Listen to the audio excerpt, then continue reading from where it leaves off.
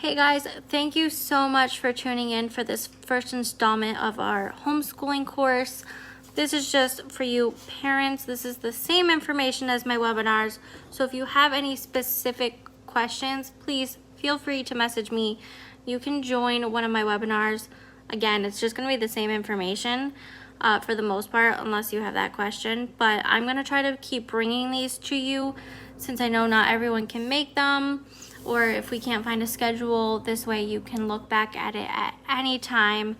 Now, the beginning will be more about New York information, like the paperwork, but the same thing goes for the rest. So if you want to just skip forward ahead, I completely understand. But we're just gonna get right into it.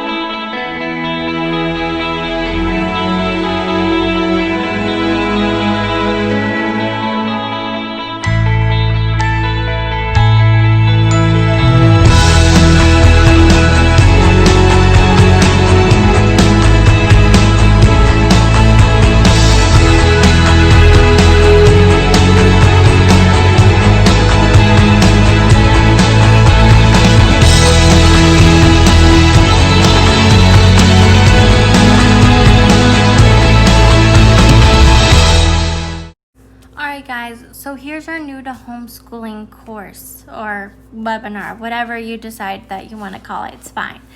I'm just going to give a little bit of background information. I am a longtime homeschooler. We've been homeschooling for 6 years now. I've been working with homeschooling families since 2009. I was also a preschool teacher, a nanny. I'm also a certified Minecraft teacher as well as trained chef. And I've created many different curriculums in all aspects. So feel free to message me or contact me in any way if you have concerns. So I'm just going to quickly cover the regulations for New York State. If you're not in New York State, I completely understand. You can skip ahead a little bit. We're going to go over just how to get started. I'm going to talk slightly the difference in homeschooling and remote learning, what deschooling is, and everything else that you may need to know. Okay, so I put up 2 different websites you can use to look up the different regulations for New York State. If you are not in New York State and you are in the United States, I don't know if it works with other countries, but HSLDA, which is the Homeschooling Law Defense Association, they do have all the regulations up there. And if you have any problems, they should be able to help. Now, I have heard recently that they're more biased because they are a Christian organization, so please be aware of that. This is the first I've heard of that in so many years. So I don't know what's up with that, but I will say that most of us do refer to the HSLDA, and they do tend to help with problems. If you are in another country, or whatever state you are in, you do need to look up your state laws. I will say that. There are different regulations no matter what state you're in. Texas actually has 0. But New York is one of the stricter ones, and yes, you must follow it. If your child is turning 6 or has turned 6 before December 1st or by December 1st, you must send in your LOI. But if you're not there yet, you have until that year your child turns 6 by December 1st. So please be aware of that. Do not send any information otherwise, at least for New York. Now, the first paperwork that you're going to send in is your LOI, which is your letter of intent, that basically tells your district that you intend to homeschool. For New York City, you will be sending it to the homeschooling office, which is 333 7th Avenue, 7th floor. They also have emails, so don't worry, you can email it in. And you can send that in at any point of the year. I know that July 1st date tends to freak people out. That is only for returning homeschoolers. So for us, that was our date. But if you're not sure, you can decide at any point of the year, whether it's August 28th, January 10th, or June 28th, just to give examples. It can be like any time of the year. You can send that in. Now, you do have 14 days from the time you decide, or whether you want to start homeschooling within those 14 days or not is completely up to you, but you can hold your child out for 14 days and decide before sending that letter in. That letter has to be with your superintendent or homeschooling office by that 14th day. And like I said, you can email it or you can send it in by mail.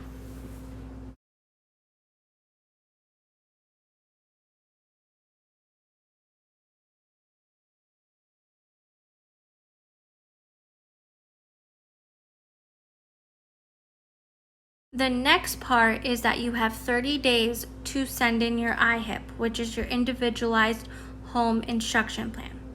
This is where people get caught up. And I will have another course completely on the paperwork, so please stay tuned. I'm just going to go over a glance. The IHIP is basically for your district or superintendent to know that you are covering all those regulations that are stated within our homeschooling laws. Now, normally they send you a packet that has the state laws and gives you a basic how to make it. You can use that packet. You don't have to. Most people don't. That's completely fine. And like I said, you have 30 days to send that in. The next thing is, the next paperworks are divided into 4. You have 4 times a year, you will send in a quarterly report that basically states that your child has completed 25% of the curriculum or 225 hours, unless your child is older, and then it's $9.90. But we'll talk about that within another course. By the end of the year, you will have to do an assessment, whether that's a written assessment or a test assessment. There are different tests that you can choose, like CAT, PASS, there's Iowa. There's a whole bunch on the list that you can completely choose or have a teacher do it. It's up to you. Now, you do not have to do the test until 4th grade or 5th grade, depending on which one you decide. If you decide to test in 4th grade, it'll be every other year. So 4th, 6th, and 8th. But if you do 5th grade, it's 5th and 7th. And then for the high school, you do it every single year. You can continue using those same tests. Every other year or every year you're not testing, you will have to do a written assessment, and that can be on you as a parent. Basically, it says, my child is doing really well, doing 80% or better, satisfactory or better on the curriculum, and we are moving forward for the next year.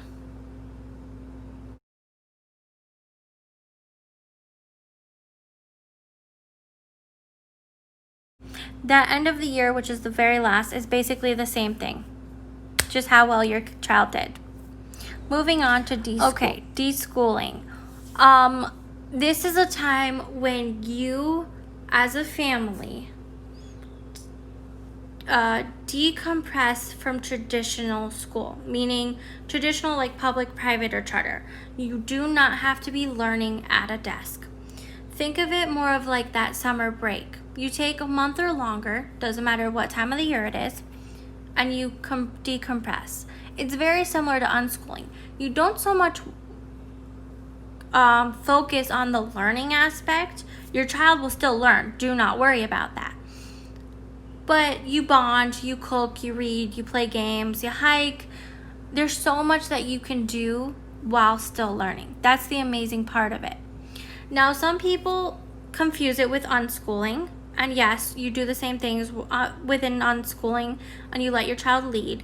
But deschooling is highly recommended, especially if your child has never done homeschooling.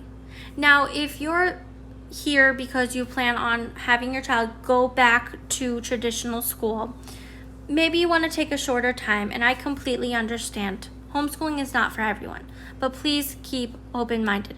Learning does not have to be all curriculum or all workbook or all online based, okay? The other part of it is that I'm going to talk about the homeschooling versus remote learning. Homeschooling, you have as a parent complete control over what your child learns. Now, like I said, if you want your child to go back into a school setting, that is completely fine. There are curriculums that go by that. You can make your own.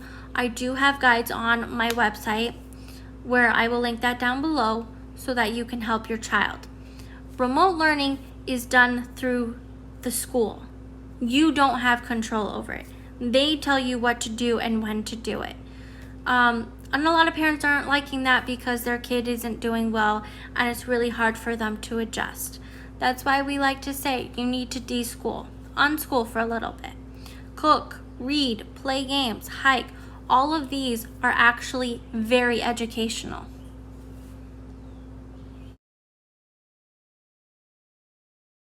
Now, I get asked this out all the time. How do you get started with homeschooling? What do you do? How do you find all this information? I will have other courses that talk about your child's learning style and your teaching style. I'll not so much cover the budgeting and the curriculum, but I will glance over it here and we can talk more one-on-one if you really need help with that. The first step, though, is knowing your state laws. We kind of went over a little bit of the paperwork just now, but your state may be very different. Like I said, Texas has nothing. You need to know what you have to cover. You do. If you're in New York, there's a lot more to that. You have to cover health. You have to cover fire safety. You have to cover citizenship and patriotism and U.S. history and New York history. And there's different grade levels to everything. Certain things you have to do every year, certain things you don't. Look, it's in there. And if you need more explanation, I'm happy to go over it. The second part that I always emphasize is knowing your child's learning style. There are actually 7 different learning styles, and like I said, I'll be going over that in another course. But knowing where your child learns best, and especially in what subjects, will help you help your child. Your learning style may be completely different than your child. And the same thing goes with your teaching style. There are a bunch of different teaching styles. Maybe your morals and your what you imagine you teaching lines more with a couple of them, but your child kind of enjoys a different way. That's okay. You can all make it work. There are styles that mix it all, and that's perfectly acceptable. You can make anything educational. That's what's so beautiful about homeschooling.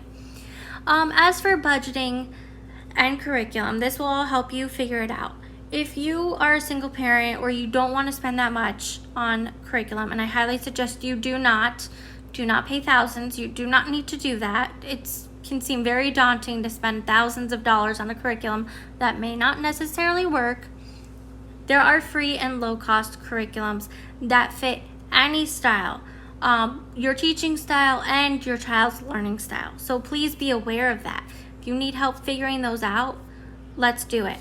There are also curriculums that are Christian, that are Jewish, that are pagan, that are secular, that are more nature-based. There are curriculums for everything now. What you want to use is completely acceptable in New York. Now, other states may not agree, and I cannot speak for them, but I do know in New York State they cannot deny any curriculum as long as all the regulations are covered.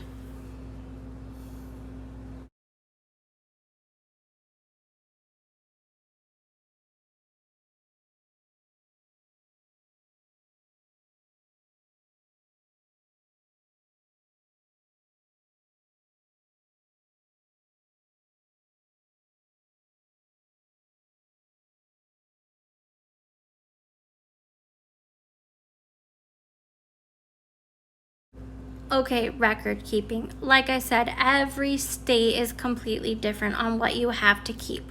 Now, most states do say 180 days and usually between 900 to 1,000 hours. In New York, it's 900 hours for lower grades and 990 for the high school. I know that seems really daunting, but it's really not that bad.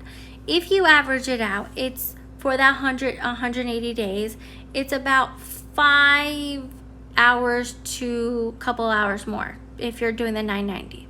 Now remember, everything counts. Cooking, reading, playing games, all of it counts. It's not just straight up curriculum. Now, New York does suggest having 6 years worth, if you're a longtime homeschooler, worth of homework, or of schoolwork, sorry.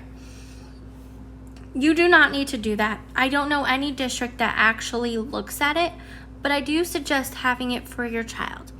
Now, for me, I like to have a lot of pictures. Maybe I'll keep a couple pieces of work from a subject, beginning, middle, and end, at least for the year prior. We're only going into 2nd grade, so it's not like a big deal.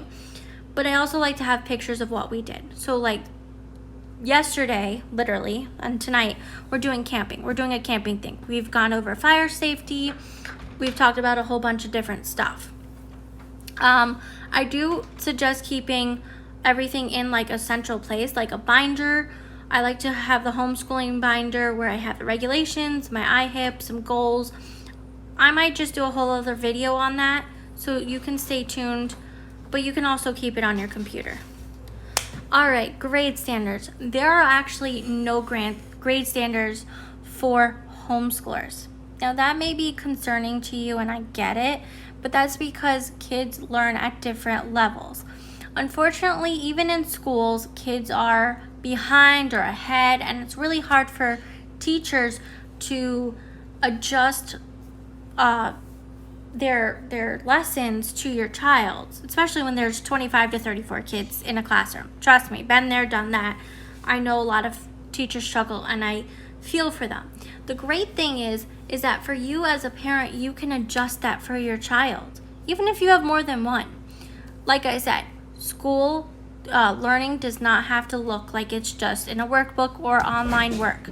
And yes, there are online curriculums, but you still need to do your paperwork. It's not the same as the remote learning. You can choose the time and the subjects you want to do.